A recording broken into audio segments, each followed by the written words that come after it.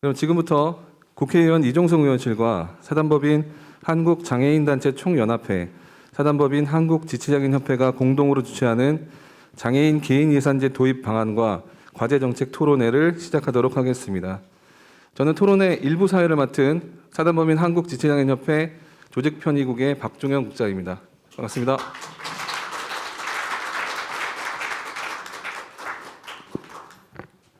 예, 오늘 토론을 위해 귀한 시간 내주신 모든 분들께 감사의 말씀 드리겠습니다. 오늘 행사는 코로나 감염병 상황을 고려해서 지금 이곳 회의실 정원의 50% 이하로 제한하여 진행되고 있습니다. 그래서 오지 못하시는 분들을 위해서 온라인으로 유튜브 채널을 통해서 실시간 방송되고 있으니 그쪽으로도 참여 부탁드리도록 하겠습니다. 전체 토론회는 1부 개회식에 이어서 2부 발제 및 토론을 하는 순서로 진행하도록 하겠습니다. 참석하신 분들 모두는 바쁘시더라도 토론회를 끝까지 함께 참석해 주시길 바라겠고요. 아까 말씀드린 대로 소지하신 핸드폰은 진동이나 무음으로 전환 부탁드리도록 하겠습니다. 그러면 지금부터 토론회 시작하도록 하겠습니다. 먼저 국민의례를 시작하겠습니다. 자리에 일어나 단상에 마련된 국기를 향해 주시고 거동이 불편하신 분들은 자리에 앉아서 예를 갖춰주시면 감사하겠습니다. 국회의원회에 많은 의원님들과 내빈분들 참석해 주셨습니다. 바쁘신 와중에도 자리에 참석해 주신 모든 분들께 감사의 말씀 드리며 내빈 여러분을 소개해 드리겠습니다. 한 분 한 분 소개할 때마다 큰 박수 부탁드리겠습니다. 이종성 국회의원님 참석하셨습니다.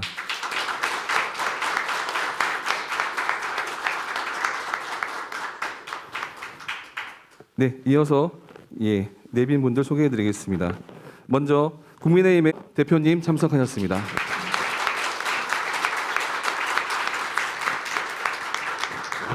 다음은 김기현 원내대표님 참석하셨습니다.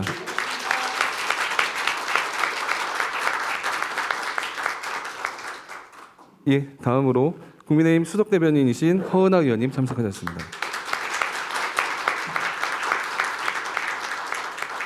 윤창현 국민의힘 의원님 참석하셨습니다.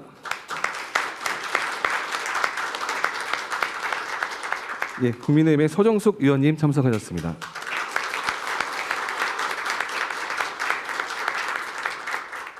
국민의힘의 전주혜 의원님 참석하셨습니다.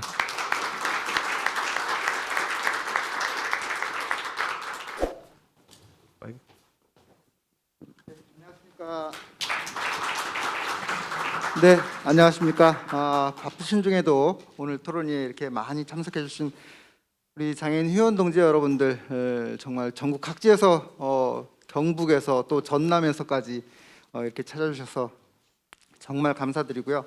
또 특히 우리 당대표님이신 이준석 대표님, 또 김기현 원내대표님, 또 우리 허은하 대변인님, 또 윤창현 의원님, 박대수 의원님, 또 전주혜 의원님, 또 서정숙 의원님, 이렇게 바쁘신 의정활동 가운데서도 토론을 빛내주셔서 정말 감사드립니다.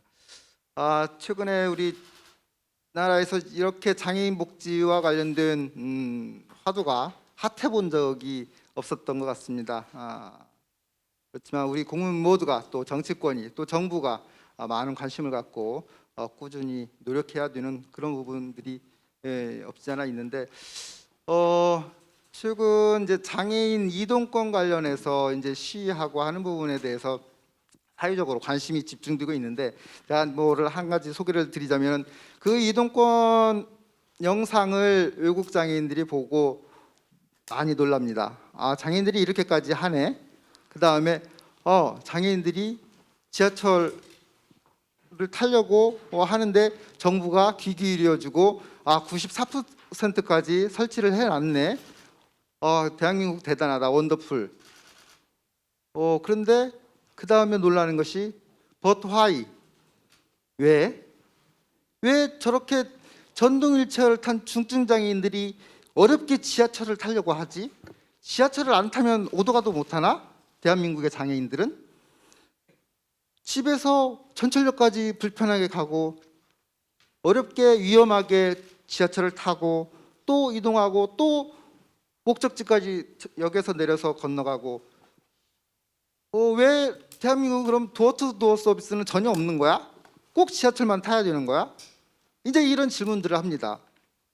그래서 우리가 여기서 제가 말씀드리고자 하는 것은 어떤 정책이든 어떤 서비스든 모든 문제를 100% 해결해 준다는 건 없다는 것입니다. 그래서 여러 가지 정책적 보완 대책 대안들을 만들고 지하철로 안 되는 부분들은 또 특별교통수단으로 도어투도어 서비스를 제공해주고 여러 가지 방안들을 만들어 놓고 거기서 장애인이 내 처지에 내 상황에 맞게 그 서비스를 선택해서 이용해 나가고 불편함이 없게 해주는 그런 정책이 마련되어야 한다는 것입니다. 그래서 오늘 토론에서 마련된 이 개인 예산제 역시도 하나의 정책으로 모든 것을 다 해결할 수 없듯이 모든 장애인에게 똑같은 서비스, 똑같은 공급자 위주의 어떤 그런 서비스가 모든 문제를 다 해결할 수 없다라는 점에서 각자 장애의 유형 또 개인에 맞는 그런 요구되는 서비스,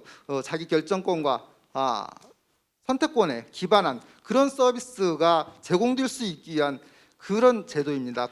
지금 이 개인 예산제 굉장히 간단한 것 같지만 우리나라 장애인 복지 체계 전달 체계의 근간을 바꿔놓을 수 있는 획기적인 제도가 될 수 있고 그냥 신용만 하다가 또 소멸될 수 있는 그런 위험도 없지 않아 있습니다. 그래서 오늘 이 토론회를 시작으로 출발을 하지만 우리 윤석열 당선자께서 후보 시절 대통령 공약으로 또 우리 당에서 대통령 공약으로 제시했듯이 우리가 이런 노력들, 이런 토론회를 통해서 서로의 지혜를 모으고 그런 추진 방안들을 정밀하게 다듬어서 그런 것들을 동력 삼아서 이번 윤석열 정부에서 꼭 이 제도가 성공적인 어떤 제도로 정착돼서 우리 장애인들의 어떤 서비스 전달 체계를 제대로 당사자들의 자기결정권을 보장하는 그런 제도로 확립될 수 있도록 우리 사회가 같이 머리를 모으고 지혜를 모으고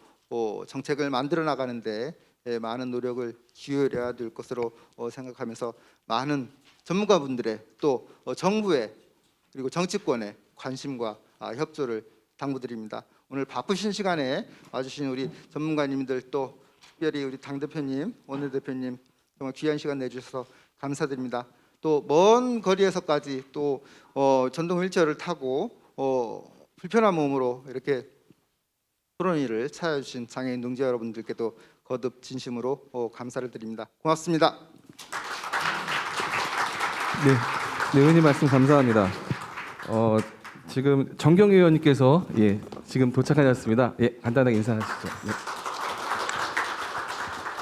네. 이어서 행사를 공동 주최하신 사단법인 한국지체장애인협회 김광한 중앙회장님의 환영사가 있겠습니다. 큰 박수로 맞이하겠습니다.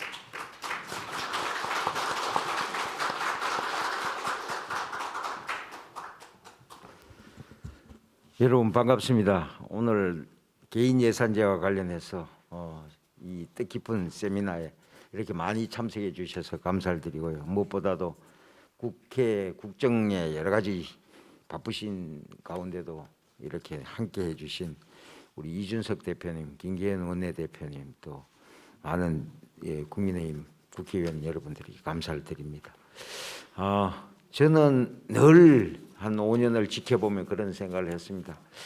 합리와 상식을 잃어버리고 우리나라의 아름다운 미풍양속과 어떤 정신 문화가 깨어지는 걸 보면서 참 서글프기도 하고 서로 어떤 공정의 잣대가 전혀 자기 중심으로 흘러간 걸 보면서 지구가 거꾸로 도는 게 아닌가 이런 생각을 했습니다. 정말 참 과연 대한민국이 앞으로 내가 이게 살아가야 할 가치가 있는 나라인가 뭐 이런 생각까지도 들 정도로 여러 가지로 참 괴로운 한 5년을 보냈습니다. 또 국민의 여망에 따라서 이제 정권도 바뀌고 새로운 국면을 맞이하게 된 것 같습니다.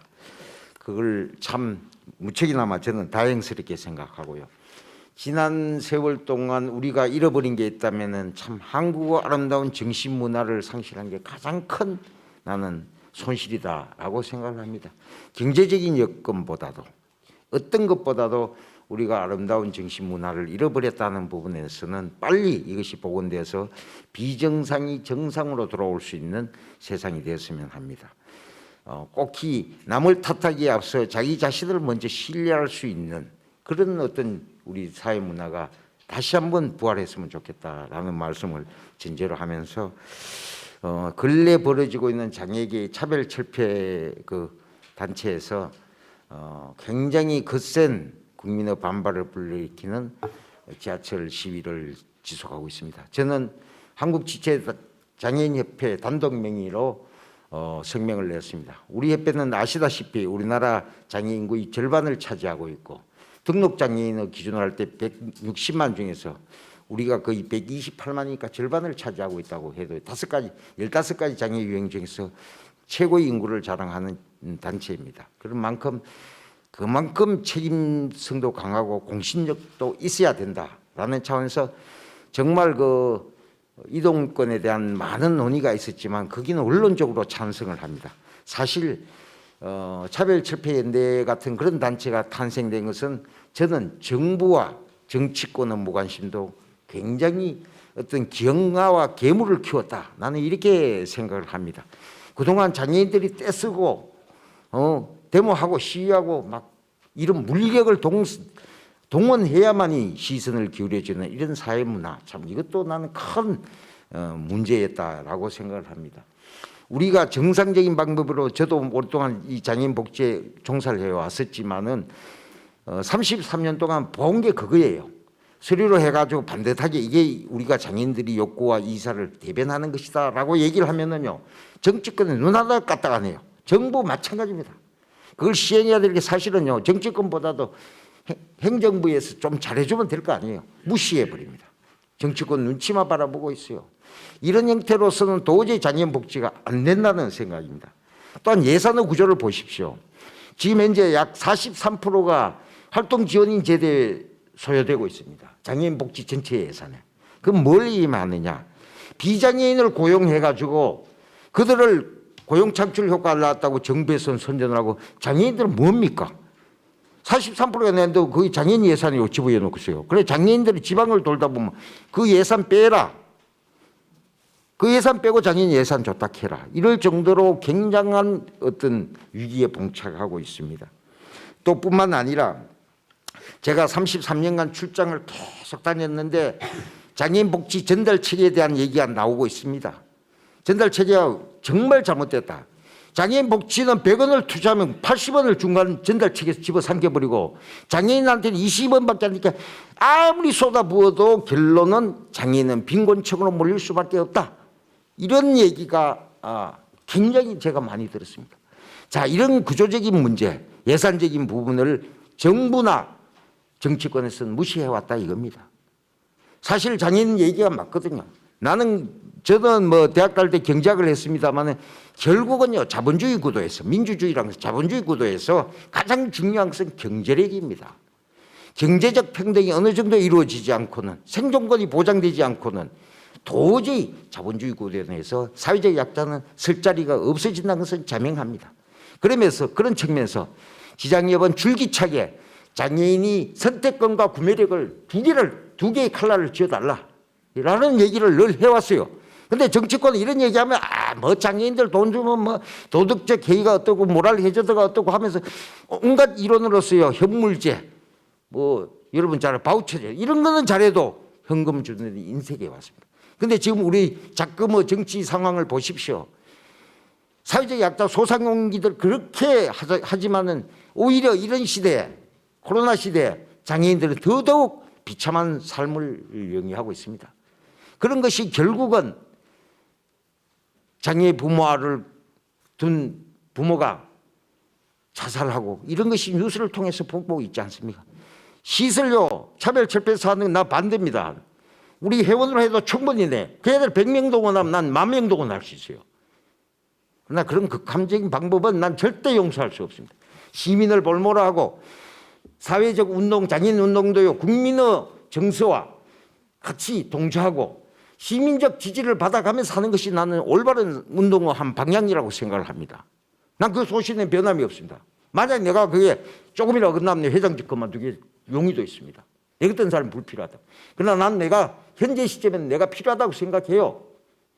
그런데 예산제 마찬가지입니다. 구매력 선택권이 없는 이런 정말 그 일방통행적인 쉽게 말하면 공급자 주도형의 이런 복지의 형태는 난 반대합니다. 그리고 앞으로는 정말 수요자 중심에 정말 장애인이 얼마나 절실히 필요한가 이런 것을 우리가 해야 됩니다. 전문가 많은 내가 장애인들 만나면서 개인 예산제만 딱 잘라서 말씀드린 것이죠.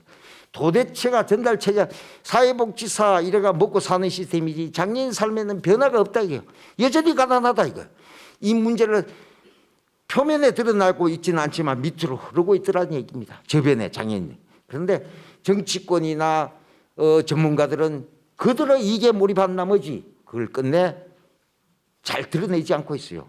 저는 오랫동안 지방을 다니면서 정말 기층 민중의 장애인들을 대하면서 느꼈던 애절한 그들의 호소, 눈물, 한탄, 그들의 원망 이런 걸 잊지를 못합니다. 그래서 장애인 단체장으로서 제가 굉장히 좀 오늘 객관적인 얘기를 드리지만은 여러분들이 이해해 주시길 바라고 좀 장애인 복지 패러다임이 바뀌었으면 하는 간절한 심정에서 이종성 의원님과 또 우리 협회가 이렇게 행사를 개최하게 됐습니다. 여러분들 귀를 많이 기울여 주시고요. 정말 진정으로 장애인이 무엇을 원하는가를 우리가 다시 한번 생각하는 그런 좋은 시간이 되었으면 합니다. 여러분 고맙습니다. 예, 감사합니다. 중간에 내빈 분 다시 소개드리겠습니다. 국민의힘의 조명희 의원님 참석하셨습니다. 하겠습니다. 큰 박수로 맞이해 주시기 바라겠습니다.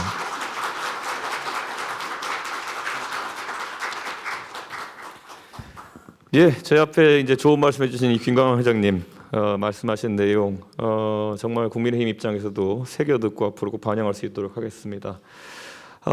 지금 우리나라에 있어서 장애인 제도에 대한 어떤 관심, 장애인 지원 제도에 대한 관심이 어느 때보다 높아져 있는 상황입니다. 이 상황 속에서 이것을 긍정적인 동력으로 치환하고 그것을 바탕으로 해서 실제로 수요자가 만족할 수 있는 복지 서비스를 만들어 나가는 것이 윤석열 정부의 첫 번째 장애인 정책 과제이다. 저는 이렇게 생각합니다. 사실 오늘도 아침에 제가 탈시설 관련해 가지고 그 부모님들 모임에 제가 같이 간담회를 했습니다. 그런데 이 탈시설이라는 세 글자 속에 들어있는 여러 가지 위험 요소들이라든지 아니면 이것이 성급하게 추진되었을 때 이 원래 취지가 정확하게 반영되지 않을 수 있는 그런 가능성이라든지 이런 것들을 또 세밀하게 다루었습니다. 그렇기 때문에 이 장애인 정책에 대해 가지고는 이건 장애인 국회의원이나 아니면 당사자만이 개해야 되는 문제 아니다. 이것은 국민의힘에서 정치를 하는 모든 국회의원들이라면은 앞으로 이에 대한 정확한 이해를 바탕으로 해서 정책 입안 과정에 나서야 될 것이다. 오늘 이 자리에 배석한 저희 당 의원님들께도 제가 간곡하게 호소하겠습니다.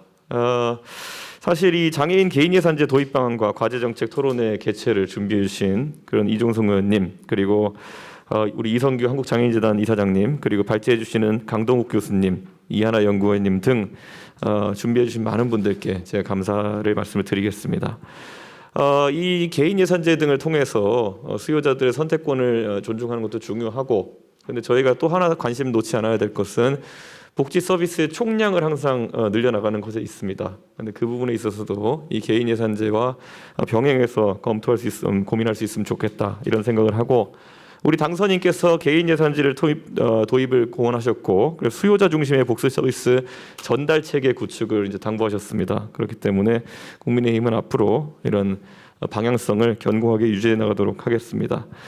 오늘 이 토론을 통해 가지고 이런 개인 예산제 도입을 위한 과제 그리고 실천 방안이 폭넓게 논의되기를 기대합니다. 그리고 내일을 준비하는 국민의힘은 장애인 한 분 한 분을 빼놓지 않고 더 나은 삶을 살 준비할 수 있도록 항상 함께 하겠습니다. 제가 이제 아마 다음 주 중으로 예상됩니다. 4월 7일 정도 요즘 예상되고 있는데 제가 그 장애인 단체들과 이제 100분 토론이라든지 아니면 여러 가지 공개된 토론을 장해서 만나서 여러 제도에 대해 가지고 토론을 하게 되어 있습니다. 그렇기 때문에 사상 처음으로 아마 정당 대표가 당의 장애인 정책을 바탕으로 해가지고 이 방송 토론에 나서는 그런 상황이 되지 않을까 그렇게 생각하고, 물론 제가 가진 생각의 대부분은 우리 이종성 의원님께서 저에게 가르쳐 주신 많은 것들을 기반으로 하고 있습니다. 그런데 물론 우리 이종성 의원님께서 당신께서도 이 지체장애인협회에서 활발한 활동을 통해서 활동가로서 수십 년을 지내오신 전문가지만은 또 이것이 이제 국회의원이 되시고 나신 뒤의 입장과 또 이제 활동가 시절의 입장이 조금은 변동이 있을 수도 있고, 무엇보다도 우리 회장님 이하 많은 이 단체 분들께 제가 부탁드리는 것이, 저희의 입장이라고 하는 것 아니면 저희의 정책에 대한 어떤 관점이라고 하는 것은 끝없이 진화하고 그리고 변해야 합니다. 그렇기 때문에 언제 어느 시점에서나 저희가 생각하고 있는 것에 부가적인 생각을 많이 더해 주시면은 제가 그런 생각까지 더해가지고 방송 토론이나 여러 자리에서 진짜 장애인분들이 원하는 수요자 중심의 복지 수급 체계를 저희가 국민들께 선보일 수 있도록 그렇게 하겠습니다. 오늘 진심으로 축하드리고 모두 가정에 건강과 행복이 깃들기를 기원합니다. 감사합니다. 네, 감사합니다. 다음으로 국민의힘 원내대표이신 김기현 원내대표님의 축사를 청하겠습니다. 큰 박수 부탁드리겠습니다.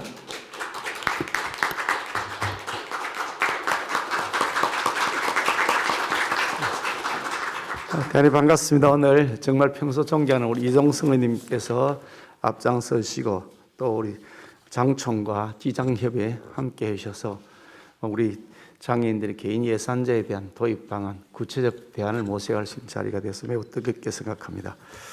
그동안 우리 장애인에 대한 여러 가지 복지 서비스가 공급자 중심의 시스템에서 수요자가 선택하거나 자유롭게 할 수 있는 여러 가지 많은 제한이 가해졌던 시스템이었는데, 이제 이것이 수요자 중심으로 바뀌어서 자기 결정권과 자기 선택권을 보장하는 방식으로 할 수 있다. 그러면 매우 획기적인 변화가 될 것이다 하는 생각을 하게 됩니다.